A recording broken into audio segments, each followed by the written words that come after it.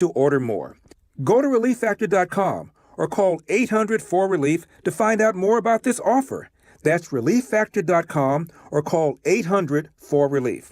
Live your best life and feel the difference with Relief Factor. Back to that hearing in Idaho that's about to start involving Bryan Kohberger in the case of the Idaho student murders. We don't know exactly what to expect because there's a gag order in place on all the attorneys involved, and so they can't tell us exactly what issues will be addressed, but we suspect that the defense attorney, the court-appointed defense attorney for Kohberger, may in fact ask for bail for him. The prosecution will argue Kohberger is a flight risk and use his cross-country trip back to Pennsylvania as Exhibit A. That's Fox's Dan Springer in Moscow, Idaho. In Oklahoma, this hour, Scott Eisenberg is scheduled to get a lethal injection. He murdered a couple in Texas 20 years ago and admits he did it and apologized profusely.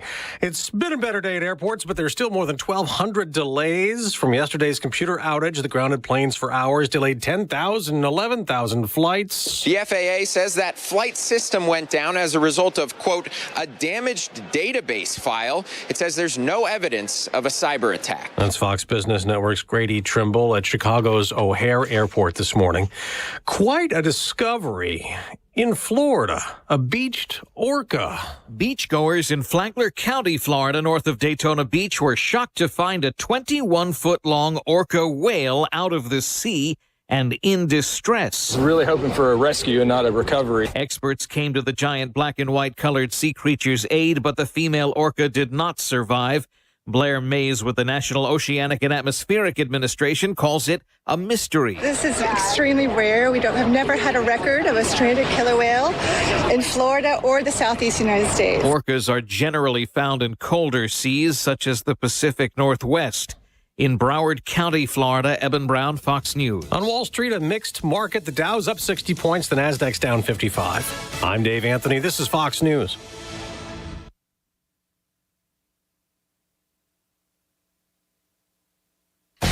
It's Jimmy Fallon inviting you to join me on Fox Across America, weekdays at 10 a.m. on News Talk 930 KROE. First Federal Bank and Trust would like to recognize this week's winner of $1,000 and a marketing donation match from Sheridan Media. As part of their community commitment, Best of the Rest Steer Riding is receiving these funds per random drawing. Could your organization be next? We're giving $1,000 to a qualified nonprofit organization every week. Visit our website, efirstfederal.bank, for details. First Federal Bank and Trust and Sheridan Media present Community Commitment, member FDIC.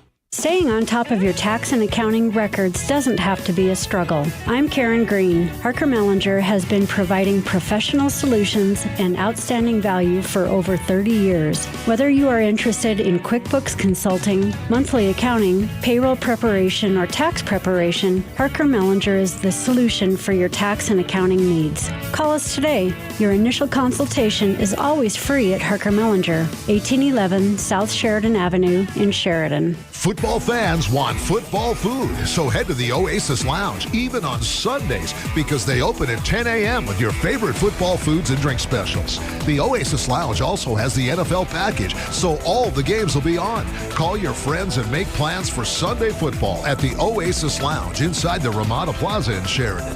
And be sure to sign up and play the Pro Football Pick'em at SheridanMedia.com, because you could win this week's prize, a $100 gift certificate to the Ramada Plaza. This is Ken here at Prime Rate Motors. We understand everybody's situation is different. Not everyone that comes to Prime Rate Motors is looking for a new vehicle. We also sell and install GR brand flatbed conversions and Krogman bale feeders. Looking for a trailer? We offer a complete line of GR, Wilson, Merritt, flatbeds, stock trailers, even tandem axle enclosed cargo trailers. Stop in, let's work something out. Here at Prime Rate Motors, the Super Trailer Store, or PrimeRateMotors.com. At Stifel, we specialize in helping investors like you build and preserve your wealth, and when the time comes, pass it along to future generations. If you have questions regarding your important financial goals, planning for retirement or future education, giving to your favorite charity, or leaving a legacy for your heirs, contact me, Jim Anchosby at Stifel Investments in Sheridan, Wyoming at 307-672-3434. Stifel Investments, member SIPC and NYSE. Once again, the WYO Theater brings Western movies back to the big screen. Western matinees, complete with free popcorn at 2 p.m. Sunday, featuring a hand-picked classic Western film presented by a celebrity host. This Sunday, January 15th, we have Duel in the Sun, hosted by Sean Patrick Higgins, star of film, stage, and TV, introducing the psychological Romeo and Juliet Western. Romeo being the raw and rowdy cowboy Gregory Peck. Juliet, the founding chore girl on a massive cattle ranch. Enter the lawyer dude brother Joseph Cotton to come between the cattle baron father, the dangerous brother outlaw, and everybody's love interest Pearl Chavez. Sponsored by Jeff Ware and Carmel Timmons. Jim and Angie Navarro. The Neal Ranch, Letterbuck Car Wash, Christine Gemp Love Foundation, True Built Builders, Mickey and Kathy McNichol, Vacutech, Gene and Vicky Sterling, and John and Helly Isley Family Foundation. Classic Western films this Sunday at the WYO Theater at 2 p.m. First Federal Bank and Trust would like to recognize this week's winner of $1,000 and a marketing donation match from Sheridan Media. As part of their community commitment, Best of the Rest Steer Riding is receiving these funds per random drawing. Could your organization be next? We're giving $1,000 to a qualified nonprofit organization every week. Visit our website, efirstfederal.bank, for details. First Federal Bank and Trust and Sheridan Media present Community Commitment, member FDIC. This is Public Pulse, your information and conversation program, brought to you by First Federal Bank and Trust. You can voice your opinion by calling 672-KROE. That's 672-5763. Now, your host for Public Pulse, Floyd Whiting. Public Pulse. Now, this morning from the city, I am joined by Mayor of Sheridan, Rich Bridger, and newly elected Councilman Terry Weitzel. Good morning and welcome to the show. Good morning, Floyd. Good morning, Floyd. Now, Councilman Weitzel, where did you grow up? You're a new council member. Everything's kind of brand new. Have you ever served on the council before? No, this is the first time I've ever run for public office. First time I'm a public office. And how did you grow up and where? I grew up in central Illinois, a small town called Elmwood. And grew up there. Was born in Wisconsin, but my family, my dad took a job down in central Illinois, and we moved down there when I was 5 years old. Oh, and what was life like when you were growing up? Was it the ideal America, white picket fence? It was. Elmwood's a small town of 2,100, farming community. Still is just a wonderful little town, and anyway, I had an ideal. I mean, we were safe. We could walk to school every day, not worry about any crime or anything, much like Sheridan. Yeah. When you were a little kid, do you remember what you wanted to be when you grew up? Yeah, I thought I wanted to be an architect, actually. Oh, really? Wow. and that never happened, but yeah. Do you still find yourself kind of walking around looking at old architecture? Do you still find it really interesting? I do, and here in Sheridan, until just a few weeks ago, I was a real estate agent. I've retired from that, and so houses, and how everything's all designed and all that, I'm still very interested in. Wow! So I'll bet kind of that fascination with architecture probably really helped you in your real estate business. Yeah. Now, is that what you did the majority of your life was real estate? No. When we moved here 12 years ago from Peoria, Illinois, and Peoria is just a half hour east of where I grew up. And I was a political consultant. I did U.S. House campaigns, mostly grassroots strategies, and then in the spring after a general election, we had municipal elections. So I did quite a few municipal elections, managing the whole campaign. Wow. And did that. So. What was that like? Was that a stressful situation? Yes, very stressful. Yeah. Is it so? When I think about campaign managing, campaign building, things like that, my mind always goes to kind of crisis control. Is that a lot of it? Or do you have contingency plans? If this comes before us, we need to be able to match it with X, Y, or Z. Yeah, definitely. The best strategy in a campaign is to be on the offensive and not being on the defensive. And a lot of good research, with your opposition, understanding where they're coming from. Research also on the candidate who you're working for. That's real important. I always said, when you're interviewing a candidate ahead of time, you're going to ask them, do you have any skeletons in your closet? Because if there are some, you want to make sure that, if that comes up in a campaign, that you have a strategy to combat that. But most times the best strategy is just to get it out in the open ahead of time, and that's where you're on the offensive. Own it. Right. Own your actions. Right. Be responsible for what you've done in the past. Yes. That way your opponent can't get you back on the heels. Yes. So politics has played a big part of your life. It has, but this is a totally new role. I was always behind the scenes and never in the front, and so it is different. Now, what inspired you to run for city council? Kind of come out from behind the scenes and step forward to the podium yourself? I just felt that there was a need for leadership. Well, one, I had a few people approach me ahead of time to run, and I thought about it, and so I started making some phone calls to see what kind of support I would have. And then that was in January, a year ago. February, I spent that time trying to come up with every reason not to run. And then made a decision on March 1st that of last year that I would run. So there just weren't enough reasons not to run. There weren't. Too many reasons to run. Right. Now, did you act? I understand it's kind of small compared to some of the campaigns that you've run, but when you were campaigning, did you act as your own campaign manager or as a former campaign manager? Do you kind of look at this like a lawyer? You don't, only fools represent themselves kind of ideal. I disregarded my own advice, and I did manage my campaign, but I had a really good committee. Of individuals that advised me, and we came up with a message, and we would meet on a semi-regular basis and just go over things, and I'd let them know what I was going to be doing as far as advertising, what have you. Now, Bean's from you're from Illinois, correct? So I grew up there. Yeah. Now you've got a bunch going on there. You know the movers, you know the shakers. You're involved in government. Why go from there to Sheridan? What brought you here? Oh, well, we moved here 12 and a half years ago. Was looking for a better quality of life. Illinois is dying. But anyway, 10 years before we moved here, we started using Sheridan as a base for vacations. So we first came out here 22 and a half years ago, fell in love with the Bighorn Mountains, fell in love with Sheridan. In fact, what really brought us here for the first time, we kept on driving by Sheridan on the way to Yellowstone National Park, but we always stayed on the interstate. We never went over the Bighorn Mountains. And we started incorporating, when our daughter was about 2 years old, started incorporating, I guess 4 years old, started incorporating rodeo into our vacations.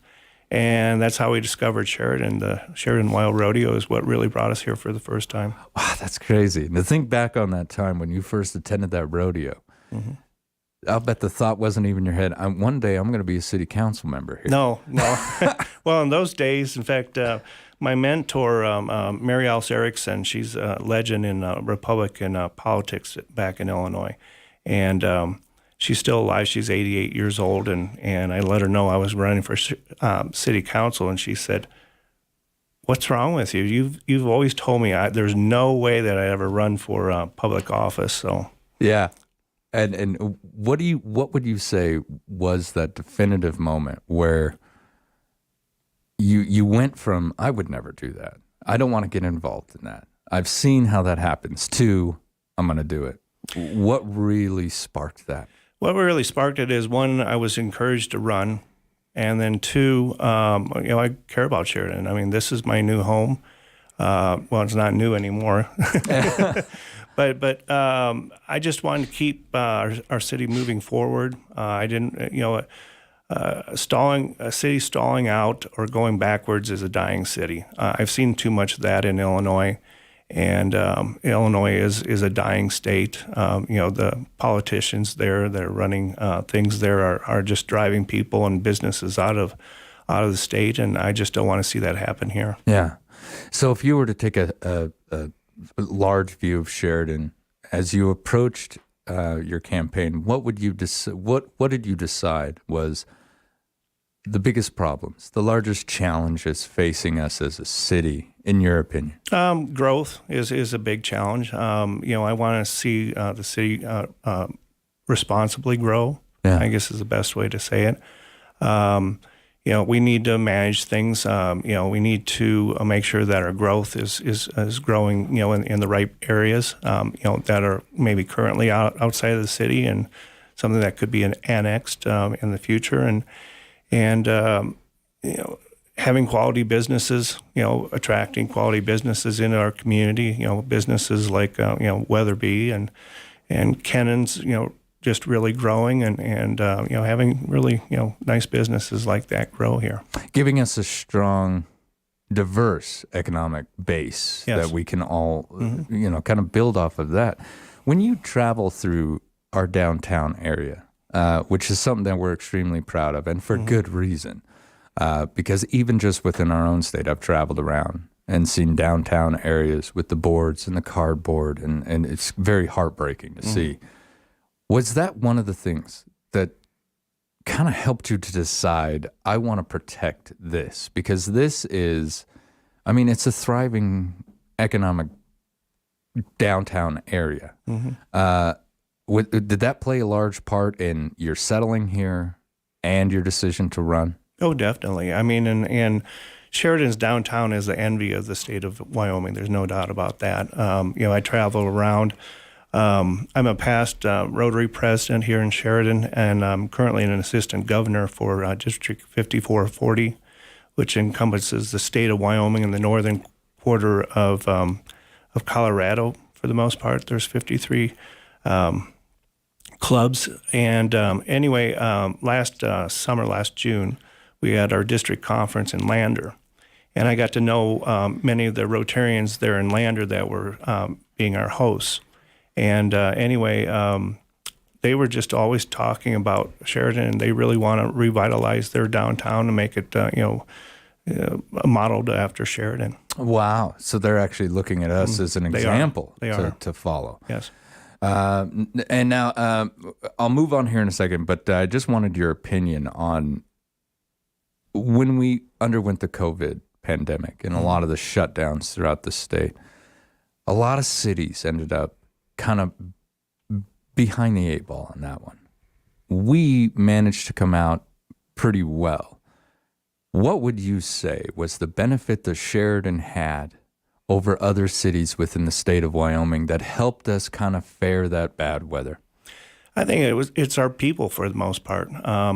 People were, there were businesses that, for example, the Pony and PO News, they came up with innovative ways for takeout. And I know that my wife and I, we ordered more takeout than in that period than we ever have in our life. But we were trying to support these businesses, and I think that you can give large credit to the people of this community in supporting those businesses through some really tough times. Spending locally. Yes. Reinvesting back into the community that's invested in you, I think, is so vital. Do you have any strategies to work with counselors and the mayor to resolve any issues that you see coming forward? Obviously, being in politics for as long as you were, even though you were behind the scenes, you had to have given advice where you said, okay, we need to, some concessions have to be done here. Do you have strategies for that? Yeah, communication with the mayor and the city council members. Believe me, all of them will know how I stand on each issue, in the city council, and communication. I'll be a lobbyist for, issues that I feel really strongly about. Mm-hmm. And just a lot of talking. Yes. Yeah. All right. When we come back, we'll continue with the city of Sheridan. Stick with us. This is Public Pulse at 930 KROE and 103.9 FM. Sheridan.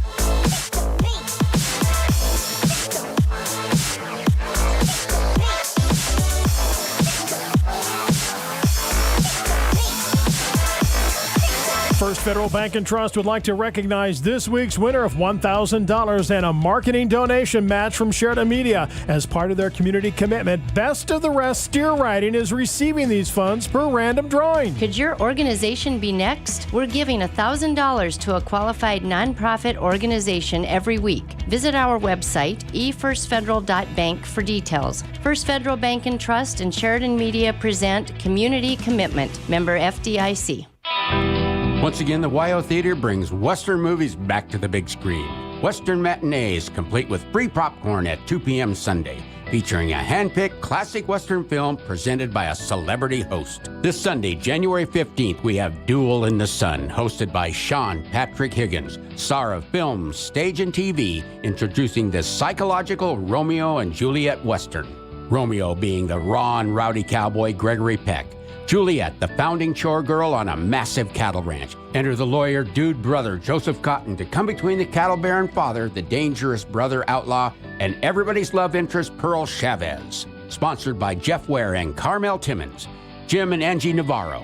The Neal Ranch, Letterbuck Car Wash, Christine Gemp Love Foundation, True Built Builders, Mickey and Kathy McNichol, Vacutech, Gene and Vicki Sterling, and John and Helly Isley Family Foundation. Classic Western films this Sunday at the WYO Theater at 2 p.m. Well, Frackleton's is finally seeing that light at the end of the tunnel where we open back up. That small fire really had some big consequences. Anyway, the construction is very nearly completed and Frackleton's is already gearing back up for our reopening. That said, we're looking for some front of house and kitchen staff to join our award-winning Frackleton staff. Stop in to apply. Just a couple more weeks, then it's good food is good mood time at Frackleton's Fine Food and Spirits, Main Street, downtown Sheridan. Remember when your mom used to say, "Don't break your arm, patting yourself on the back"? Well, if you ignored her and broke your arm, then the Health Nut is the place for you to get all healthy again. Every inch of the Health Nut can make you feel better about yourself. The soup, sandwich, and deli bar, and smoothie so good you'll forget you even got a broke arm. Remember when your mom used to say you'd forget your head if it wasn't attached to your shoulders? Well, we can't fix that. But most everything else at the Health Nut on Sheridan's 5th Street. It's Thursday, and that means it's time for Hot Buys over on SheridanMedia.com. Tons of local retailers with products, gift cards, and so much more, all starting at half off of retail value. We have items from Letterbuck Car Wash, ChemDry, Secondhand Blessings, as well as Pizza Hut. Those items, plus more, all starting at 50% off retail value, only on Hot Buys on SheridanMedia.com. Bidding ends tonight at 8 p.m., so get your bids in quick.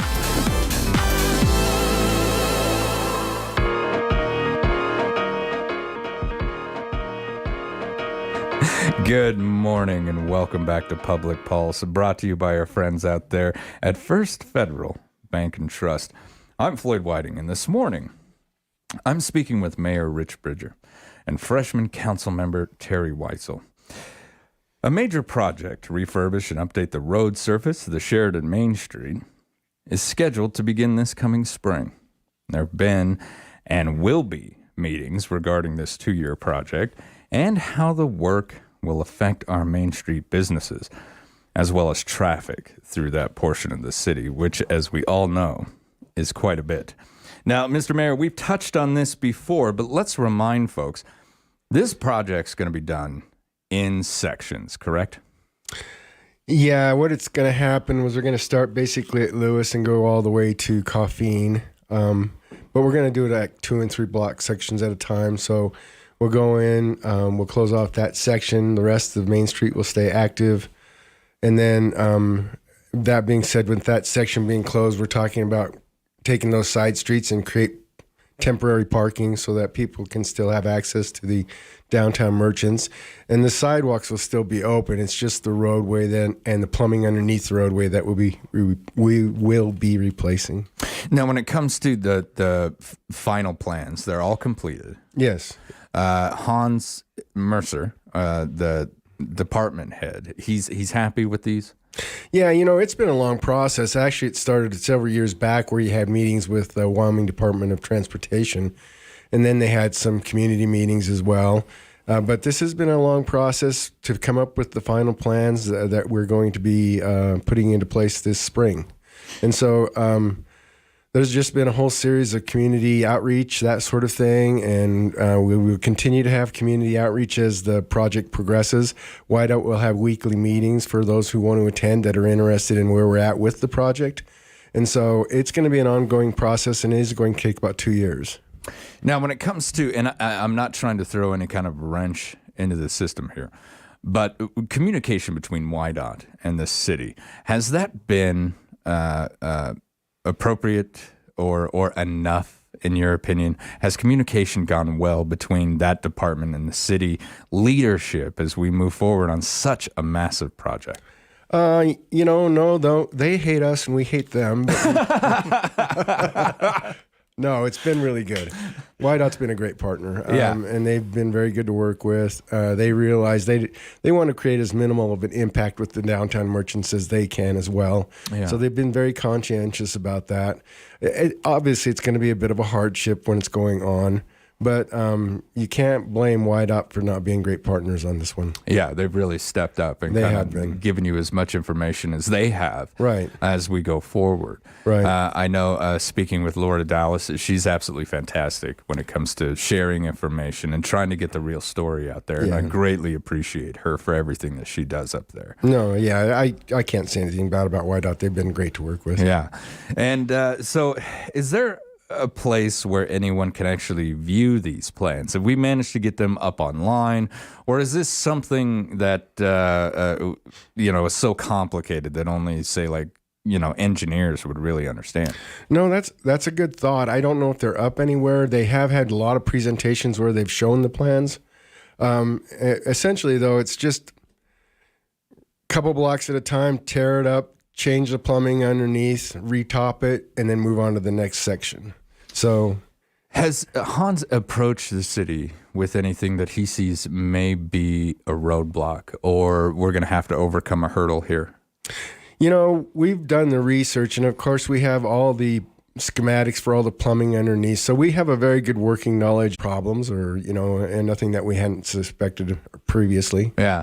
I was working over in Buffalo, and the city planner over there we were having a friendly discussion. And he told me, Floyd, we found a pipe. We have no idea where it originated. We have no idea where it was originally supposed to go, but it is just a long length of pipe that they found that at some point in the city's development, they laid it down, but nobody bothered marking it. And they managed to accidentally find this when they were digging up for another project.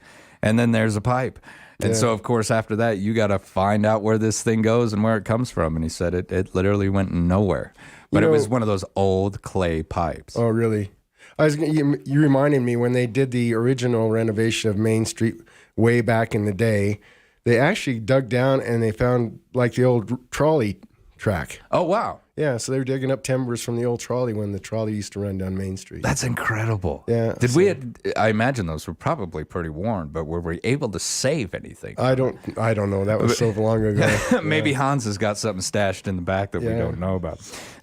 Now, tell me, so is it just going to be pipes, or does the city have some electrical work or anything else that they need? We're going to be putting down water lines and sewer lines. Okay. That's going to be, and then we're going to pipe in some lines to the respective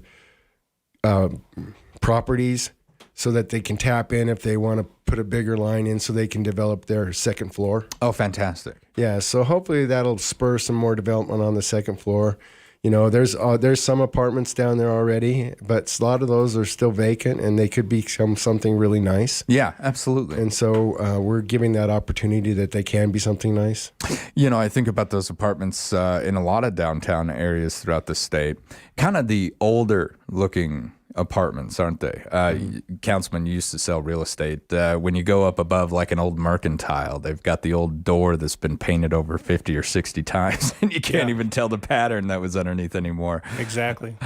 So it'd be nice to kind of see those renovated and see folks popping out the window during parade time. I think that would be fantastic. Yeah, and that's the hope, that if we can plumb it, then they can put their fire suppression stuff where they need it, and then they can go ahead and make a nice apartment complexes. And some of that charm from the 1920s, 30s, and 40s. You know, that sells pretty good. Mhm. And we are suffering a bit of a housing crisis here in Sheridan, so that'd be pretty great to see. Now, can you tell me about the Concurrence Award? This happened, was brought to the City Council's attention not very long ago, and how the price of our portion of this project has increased since the original estimations. Well, you know, the original estimations were several years back, and then you experienced COVID, and then you saw that dramatic increase on just about everything at that point. The inflation was horrible. Yeah, so the price came in a lot higher than the original projected price, but YDOT still thought that it was worthwhile to go ahead and continue. And so the concurrence is just that they bring it back to us, and we say, yeah, we're ready to go. Okay, so essentially, we are ready to go. We are ready to go. And now, when it comes to staff investigating solutions to those parking issues that we may face during this entire thing, you said we're going to look at side streets. Right, when those streets that are basically going to be vacated because they'll be blocked off because you can't get to Main Street, we're thinking about maybe changing the parking pattern and then making more of a parallel parking. Right, So okay. that people we can fit more cars there. The more the better. Right, so they don't have to walk as far. And then we're talking about changing our off-street parking as far as where the city parks, so we can that parking lot that's adjacent to City Hall can be more available to pedestrians to use. And so we're thinking about all that. I mean, we want to make it as painless as possible. Yeah. So obviously, we realize there's going to be some pain, but we're just trying to minimize it as much as we can. And the downtown businesses, have you received any pushback, or do they understand that this is something that is really going to benefit all of us in the long run? You know, I think they realize that. They realize there's going to be a bit of a hardship. YDOT's been very good, and the city's been very good about keeping them all in the process. We've moved along. So it's not coming as a surprise to anybody. So they are aware. Yeah. I assume nobody's all that happy about it, you know, Right. but they see that it's a requirement and that we just got to get it done. Now, this is going to take about 2 years. It will take 2 years, but that being said, come fall when we can no longer do construction on Main Street, they'll basically just stop, and they'll connect the old roadway with the new roadway, and so it'll just be Main Street again. Now, have they told you, are we going to get lucky and they're going to use concrete on this, or is this going to be asphalt again? I think it's going to be asphalt. Asphalt, we're just going to stick to the, But, don't hold me to that. I might be lying, but Right. I think it's asphalt. Okay. All right. When we come back, we'll continue with the city of Sheridan. This is Public Pulse on 930 KROE at 103.9 FM. Sheridan.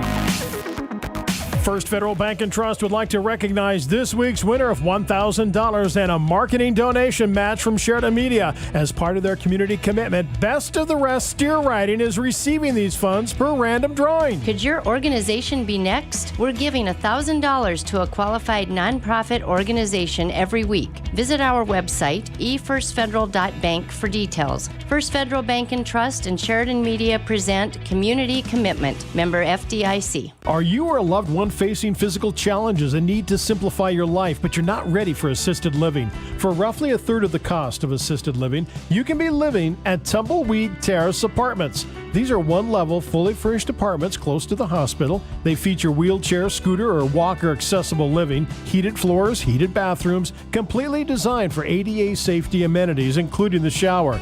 They're fully furnished, including a remote-controlled bed, lift chair, fully stocked kitchen with dishes, pots, and pans. An optional carport or heated garage are available. Snow removal and lawn care are included. These are short-term or long-term rentals, which include all utilities, cable, and Wi-Fi. Simplify for as long as you need to.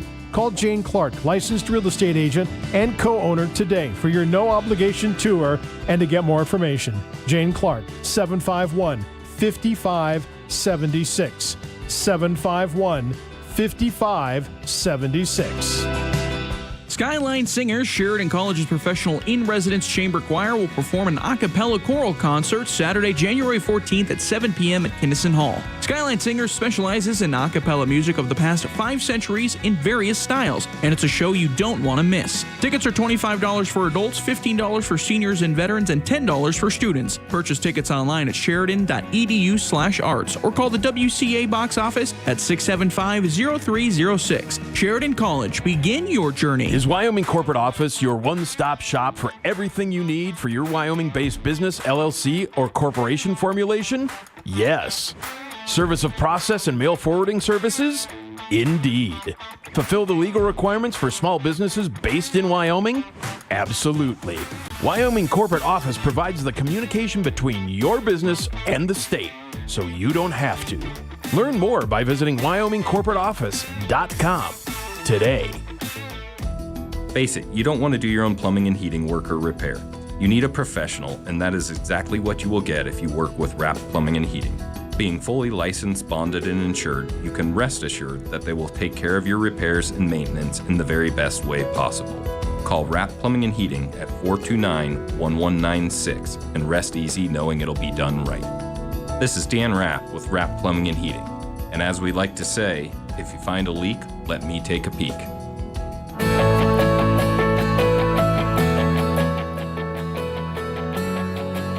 Good morning and welcome back to Public Pulse, brought to you by our friends out there at First Federal Bank and Trust. I'm Floyd Whiting, and this morning from the city, I am joined by Mayor of Sheridan, Rich Bridger, and newly elected Councilman Terry Weitzel.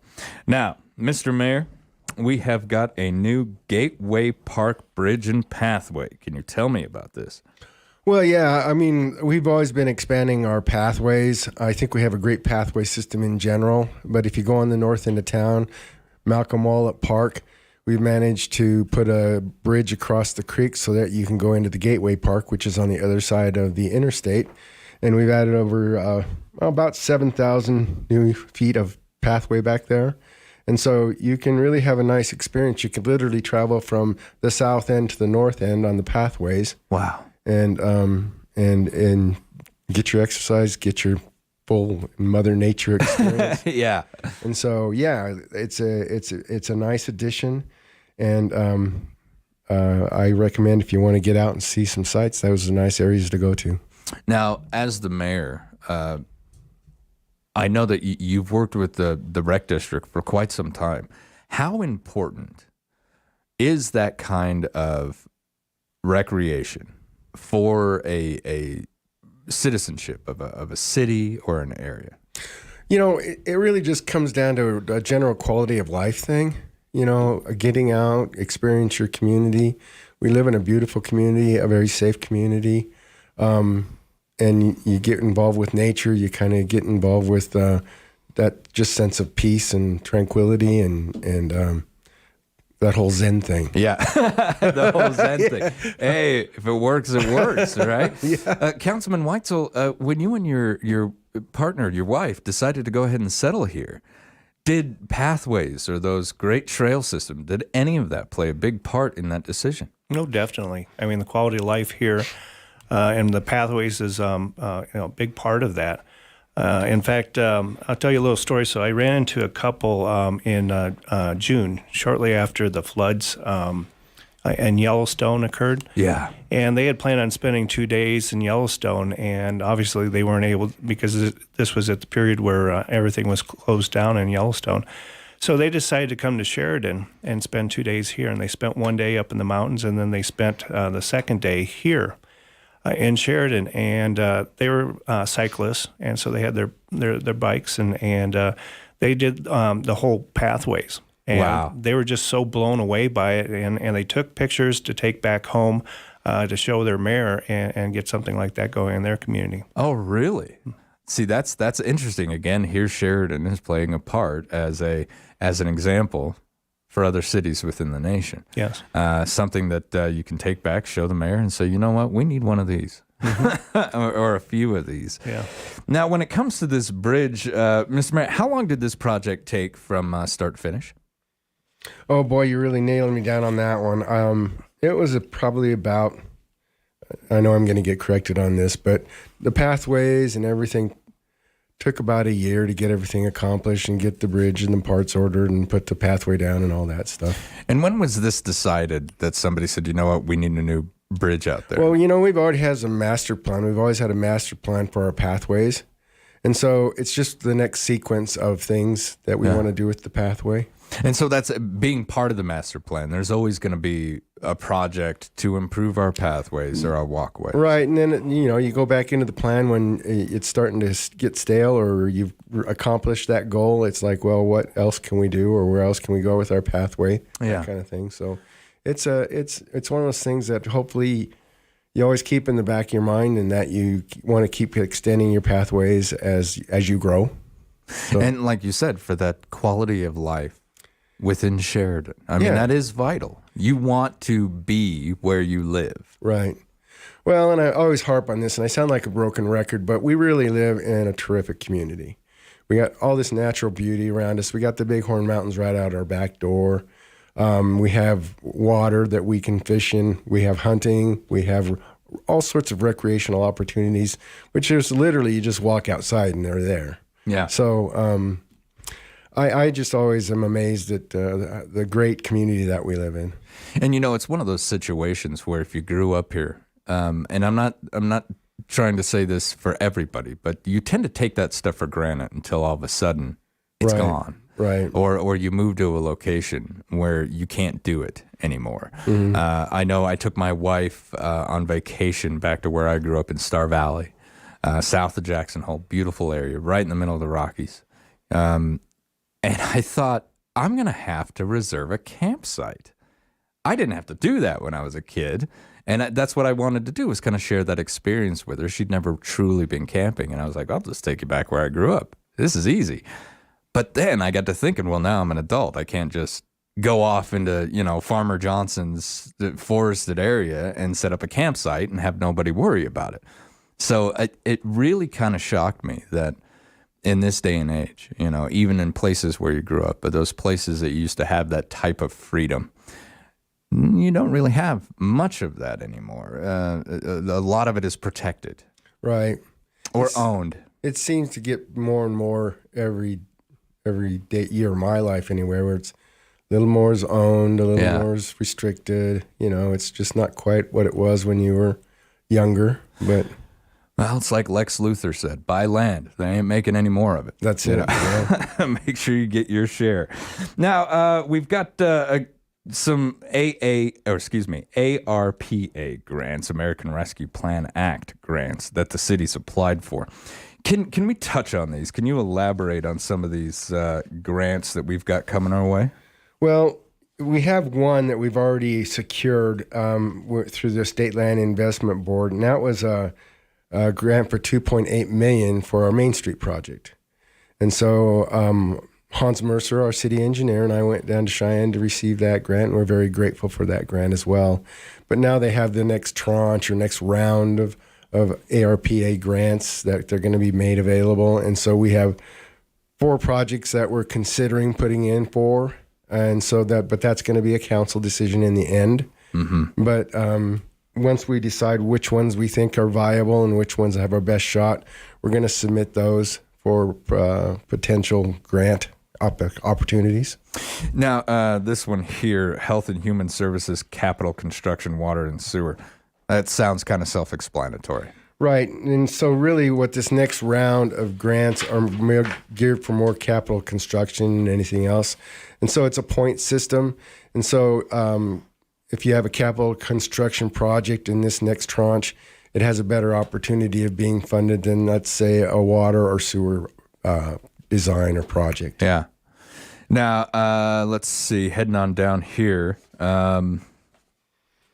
We've talked about 4. We talked about, we have the Sheridan area airport transmission main. We've talked about that needs some help. So we've talked about putting in for that. But again, that's a water and sewer. So but it's different than the other one. Yeah. Okay. And then we have the northeast. We want to stretch our main line out north because it kind of just stagnates right there at the interstate. And we want to put a main line out that direction for water. So we've talked about that, possibly submitting for that. And then, is that a dip in the toe of a little bit north side development? Yes. Or a toe dipped in the water of that? Yeah, because if you look at where we are at now, we can go north, of course, and they're doing a lot of things out north. But west is pretty much all secured, and it's high end. And west, what did I say? Let's see, south is secure. I know, we got to orient ourselves here, yeah. And then west is kind of the same, you know. Kind of right up next to the mountains. Right. So east and north are kind of the logical areas to go. Yeah. Part of the problem with east is we don't have really a good water transmission out that direction. And so that's one of the things we've been talking about, because that's always been in our master plan to put a transmission line out that direction. Mm-hmm. But we've never had a reason to do that because there's just nothing happening. But now with all this growth, there's potential that it could happen out there. Possible developments. Possible development, that's right. So we've talked about we really need to put that transmission line in, so that's kind of moved up on that scale of things that we want to do. One of those, if you build it, they will come. That's kind of sort of, yeah. That's one of the important things to getting a new development down is having water to it. Yeah. Now, when it comes to the snow is a big issue here in town. Let's talk about snow removal just a little bit. That's a 4-letter word. Yeah, it's a bad one. There was a new ordinance that was passed. Can you explain that to folks? Which one would that be? The sidewalk. Basically, don't throw your sidewalk snow out on the street, throw it on your yard. And then the other thing we've talked about that I've talked about as far as being a helping hand is the Hub has a program where if an elderly person can't do their snow, they're no longer capable of shoveling their snow, you can volunteer down at the Hub to say, hey, if somebody calls and they need their snow removed from their sidewalk, that you can give me a call. That's a fantastic program. Yeah, so it's a very good program. And is the Hub, as far as you know, I know you don't work for the Hub, sir, but as far as you know, they getting enough volunteers for that type of program? I think volunteers are just like any other. You can always never have enough, because a lot of times you may volunteer and say you're willing, but there may become that circumstance where I just can't do it today. So, got to find somebody else that's willing to help. Mm-hmm. So it never hurts. More is better than less. Yeah. We all get busy. Right. We all want to give time, but we all get busy. Now, let's talk about the WAM convention. The Wyoming Association of Municipalities is having a winter convention January 25th through the 27th. Correct me if I'm wrong, but this is essentially all city leadership throughout the entire state gets together, talks about issues, conducts some training. You hit it on the head there. We talk, it's not mandatory to go, but we generally have a few people that want to go to it. But there's some trainings that are involved with that. And of course, we have what we call the NUI, Northeast Wyoming Alliance. So we have our meeting down there as well. So during the convention during itself. the convention. Okay. And then a lot of that is they talk about legislative issues that are coming up and the things that the Wyoming Association of Municipalities support. And so we bring that back to our constituents or our legislators and ask for their support in regards to those laws or bylaws or basically laws. Yep. As going forward. Right. Now, I know I'm putting you on the spot, but right off the top of your head, is there anything going before legislature this year that is really on your mind? Mine is always about money. So, and this has nothing to do with WHAM, but I always support the idea of direct distribution because we use our direct distribution money. It's about, here I'm guessing again, but it's about $1.9 million of direct distribution that we put into our roads, into our pathways, into our basic city projects. Yeah. And so I'm always about making sure that the legislature maintains that giving of those funds to those communities because it's given to communities around the state. Dayton gets a bit of money, Ranchester gets a bit of money, Arvada Claremont gets a bit of money. So, and for those smaller communities, that direct distribution is so vital to projects, because they don't have the tax revenue to really support anything else, right? No, you hit it on the head there. I mean, that money is more vital to them probably than it is to us, because if they don't have that money, they don't have projects. Do you feel like that is attacked every budget session? Do you feel like that is something? I know that there's a handful of legislators who really support it, but I also know there's a handful of legislators that would like to see that money used in different ways. Do you feel that you have to defend this thing every time it comes up? Oh, I think you just have to remind them that it is vital and it is used well. But that being said, it's much easier when tax revenues are good, and they've been very good for the state of Wyoming here as of late. So we never saw that decline in oil or gas or any of those sort of things, or coal. So their money situation is very good, which makes it easier to fund that. Yeah. But as money gets tighter, then you have to kind of defend it a little bit. You got to put your gloves on. You go to work. Right, right. And I can completely understand that. I mean, we've got so much that we have to fund here within the state. I want to switch over here to Councilman Weitzel, because I do have like a philosophical type of question. I understand, when it comes to American Rescue Plan Act funding, people are somewhat for it or against it. So as a council member, you see this money coming, and it's not free. Eventually, all of this is going to have to be paid back. Where do you stand in using this type of money? Well, I'm fiscally conservative, but I also realize that, if there are monies available, they're going to go somewhere. And our community should benefit as much as possible from these monies. And that's where, we need to lobby. We need to, get our state legislators on board with supporting this and lobbying down, in Cheyenne with SLIB.